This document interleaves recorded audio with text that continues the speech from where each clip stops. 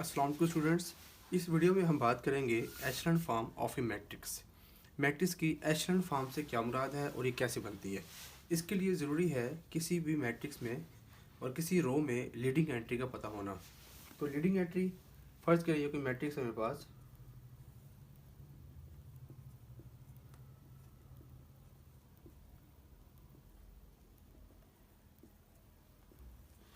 अब इसमें ये पहली रो है और ये दूसरी रो है, ये तीसरी रो है। तो पहली रो की जो फर्स्ट एंड लीडिंग एंट्री है, लीडिंग एंट्री वो 1 है। दूसरी रो की जो लीडिंग एंट्री है 4 है और तीसरी रो की लीडिंग एंट्री 7 है। तो लीडिंग एंट्री कहलाती है फर्स्ट नॉन ज़ीरो एंट्री।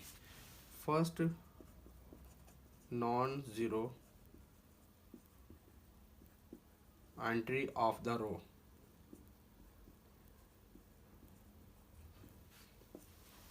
किसी भी रो की आप जो फर्स्ट नॉन ज़ीरो एंट्री है इसका नाम है leading entry of the row in a row या ऑफ ए रो। ठीक है, रो की लीडिंग एंट्री कहलाती है। तो लीडिंग एंट्री की पहचान आपको हो गई है। ठीक है, अब हम बात करेंगे नेक्स्ट स्टेप की। तो पहली कंडीशन ये है कि लीडिंग एंट्री 1 होनी चाहिए।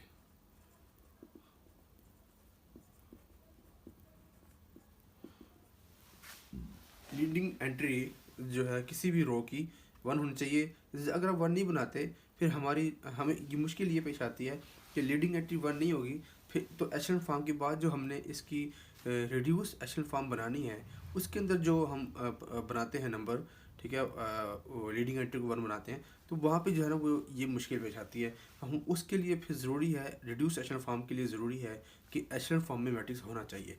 तो इसलिए अगर हम ये कंडीशन लाजमी कर लें कि एशेलन फॉर्म मैट्रिक्स के अंदर भी लीडिंग एंट्री का 1 होना ज़रूरी है, तो हमारी रिड्यूस्ड एशेलन फॉर्म जो है वो हमारी आसान हो जाएगी। इसके लिए मैं ये कंडीशन यहाँ पे जो है वो इम्पोज करूँगा कि आप लीडिंग एंट्री को 1 रखें। नो डाउट कि कुछ ऑथर हैं जो कि एशेलन फॉर्म में लीडिंग एंट्री को 1 बनाना ज़रूरी नहीं समझते। मैट्रिक्स एशेलन फॉर्म में बन जाता है और वो कहलाता है, वो ठीक भी होता है। लेकिन कुछ ऑथर जो हैं वो एशेलन फॉर्म को में लीडिंग एंट्री का 1 होना ज़रूरी समझते हैं। उसकी वजह यही है कि रिड्यूस एशेलन फॉर्म में जब बच्चे अटेम्प्ट करते हैं कि रिड्यूस एशेलन फॉर्म, तो रिड्यूस एशेलन फॉर्म को डिफाइन करते हैं, कहते हैं a matrix is said to be in reduce echelon form when the matrix is in the echelon form. तो एशेलन फॉर्म आ गई, तो एशेलन फॉर्म के बाद जो है वो फिर उसको पेश आती है और हमारे जो मल्टीपल रो ऑपरेशंस या कॉलम ऑपरेशंस जो हैं वो 1 बनाने से ईजी हो जाते हैं। इसलिए आपके लिए मैं सजेस्ट करूँगा, आपको रिकमेंड करूँ कि आप लीडिंग एंट्री को 1 ही बनाएं, ज़रूर बनाएं। लीडिंग एंट्री जो है वो 1 आपने बना ली है। उसके बाद जो हर आगे आने वाली रो जो है दूसरी रो में जो ज़ीरो से, इस लीडिंग एंट्री से पहले ज़ीरो हैं, लीडिंग एंट्री से आपकी एंट्री से पहले जो ज़ीरो हैं वो ज़ीरो पहले की लीडिंग एंट्री से पहले ज़ीरो ज़्यादा है, यानी कि आगे आने वाली रो में इस पे पहले कितने ज़ीरो हैं, 1 ज़ीरो है। और इससे आगे आने वाली रो में जो फर्क यहाँ पे एलिमेंट 0 है। तो जो तीसरी रो है इसके अंदर जो नंबर ऑफ़ ज़ीरोज़ हैं लीडिंग एंट्री से पहले, ठीक है, वो क्या है, वो आपके पास फिर पहले से ज़्यादा है। ठीक है, तो ये मैट्रिक्स कहलाता है अपने echelon form of matrix, echelon form of the matrix. ये जो मैट्रिक्स में लिखा है ये हमारी एशेलन फॉर्म मैट्रिक्स कहलाती है। ये this is called echelon form of matrix. कोई भी मैट्रिक्स होगा इसकी जो है ना ये इस तरह की फॉर्म बनेगी तो वो कहलाएगी एशेलन फॉर्म। ठीक है, यहाँ पे अगर आप 1 बना लें तब भी ठीक है, तो ये कहलाती है एशेलन फॉर्म मैट्रिक्स, यानी ये भी एशेलन फॉर्म है। अगर मैं इसको ऐसे लिखता हूँ,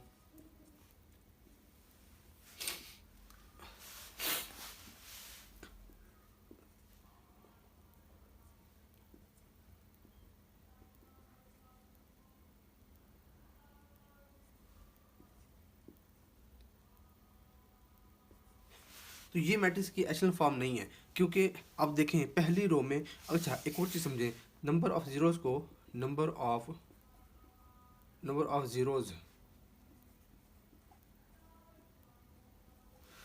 zeros before the leading entry,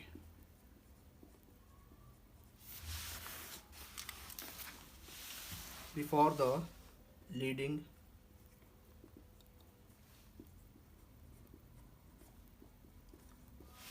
मैं इसको अल्फ़ा का नाम दे देता हूँ।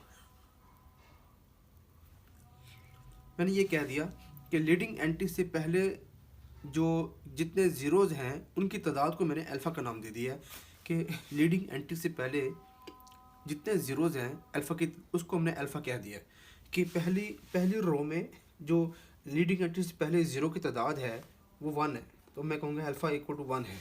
जो दूसरी रो है इसके लिए जो अल्फ़ा की वैल्यू है वो 2 है। इसी तरह जो तीसरी रो है अल्फ़ा की वैल्यू इसके अंदर भी 2 है।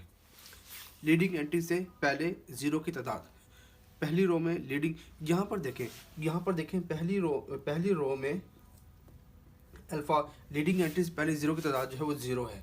दूसरी रो में लीडिंग एंट्री से पहले जो है 1 रो है, 1 0 है। तीसरी रो में लीडिंग एंट्री से पहले जो 0 की तादाद है वो 2 है। यानी ये जो है वो आपकी इंक्रीज़ कर रही है। ये क्या कर रही है? इंक्रीज़ कर रही है। ये 0 है, फिर 1 है, फिर 2। अगर ये ऐसे ना हो, फर्ज करें 1 हो फिर 2 हो फिर तब भी ठीक है। यानी ये रिपीट नहीं होना चाहिए। लीडिंग एंट्री से पहले ज़ीरो की तादाद वो आगे वाली रो में, हर आगे वाली रो में पहले से ज़्यादा हो। तो ये देखें, ये जो मैट्रिक्स मैंने लिखा है ये एशेलन फॉर्म में मैट्रिक्स नहीं है। क्यों? क्योंकि इस पहली रो में जो ज़ीरो की तादाद है 1 है। दूसरी रो में लीडिंग एंट्री से पहले ज़ीरो की कितनी तादाद है? 2। और तीसरी रो में होना चाहिए थी 3। जहाँ पर 3 होता फिर ठीक है। फर्ज का यहाँ पे जो है वो 0 बना देता हूँ। अब ये मैट्रिक्स जो है हमारी एशेलन फॉर्म बन चुकी है। ये भी जो है ना मैट्रिक्स की एशेलन फॉर्म कहलाती है। जहाँ 1 बनाने तो बहुत ही ज़्यादा अच्छा है। ये भी एशेलन फॉर्म है। हम जो है ना इसकी एग्जांपल करते हैं कोई भी।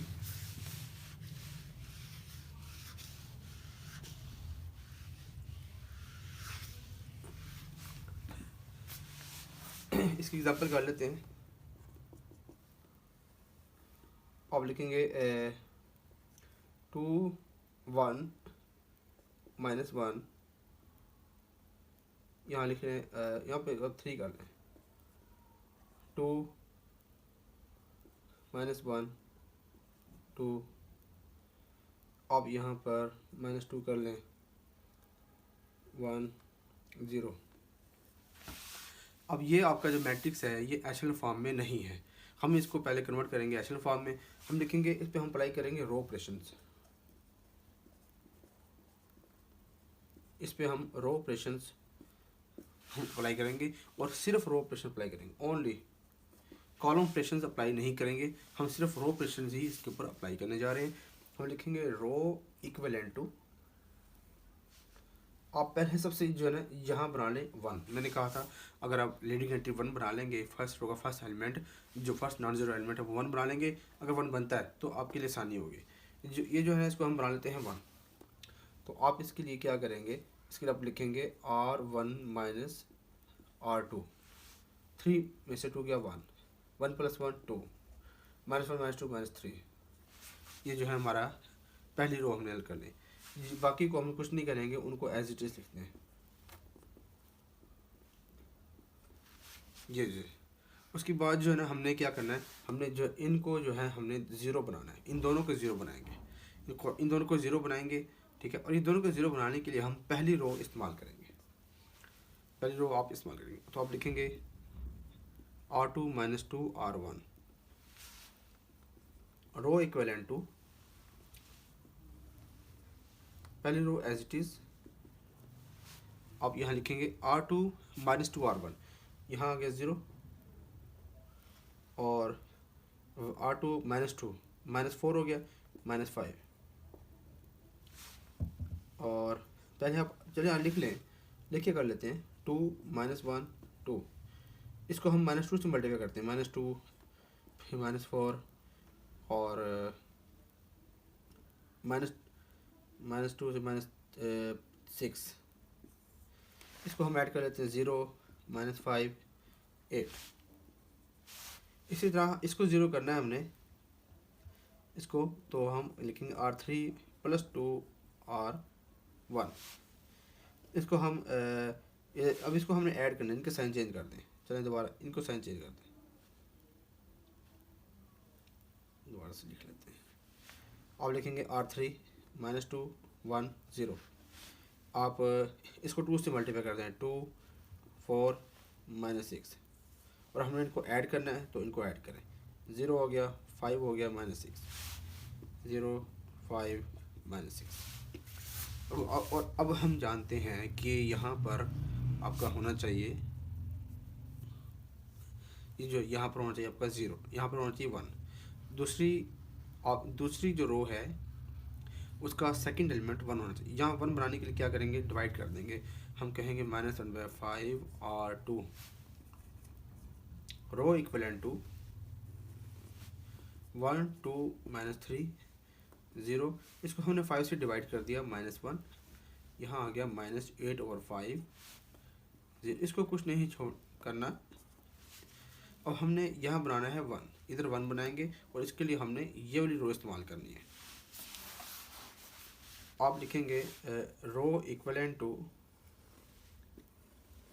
1 2 -3 0 -1, यहाँ 1 बनाते, सॉरी 1 बनेगा, 1 -8/5।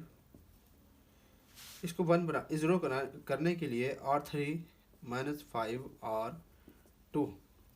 अब पहले ये रो लिखें, 0 5 -6। इसको हम 5 से मल्टीप्लाई करते हैं, 5 से मल्टीप्लाई करेंगे, यहाँ आ जाएगा -8। हमने माइनस करना है, इसका साइन चेंज कर दें, 0 0 2, तो बेटा यहाँ आ गया 0 0 2। ये मैट्रिक्स हमारी एशेलन फॉर्म बन चुकी है, echelon form. This is the echelon form of the matrix A. ये मैट्रिक्स ए की ये वाली फॉर्म जो है, इसका नाम है echelon form of the matrix.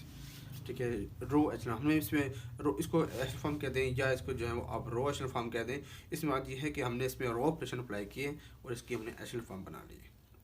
ठीक है, यहाँ पर जो है आप 1 भी बना सकते हैं। अच्छा जी, ये आ गया जी। तो ये एशेलन फॉर्म ऑफ मैट्रिक्स है। इसके बाद जो है ना हम करेंगे इसकी reduce echelon form of matrix. ठीक है, वीडियो पसंद आए तो उसको लाइक कीजिएगा और चैनल को सब्सक्राइब कर दीजिए।